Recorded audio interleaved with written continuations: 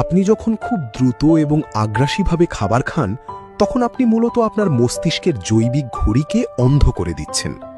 আপনার পাকস্থলী থেকে মস্তিষ্কে পেট ভরে গেছে এমন রাসায়নিক সংকেত পাঠাতে ঠিক ২০ মিনিট সময় লাগে।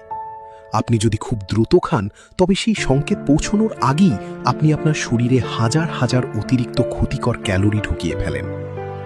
নবী মুহাম্মদ সাল্লাল্লাহু আলাইহি ওয়াসাল্লাম প্রায়শই শুধুমাত্র তার বৃদ্ধাঙ্গুলি, তর্জনী এবং মধ্যমা ব্যবহার করে খেতেন। এটি যেমন বিনয় প্রকাশের একটি সুন্দর সুন্নাহ, আধুনিক বিজ্ঞানও এর মধ্যে লুকিয়ে থাকা নিখুঁত শারীরিক প্রজ্ঞার কথা বলছে। ৩ আঙুলে খাওয়া একটি কঠোর জৈবিক গতিসীমা হিসেবে কাজ করে।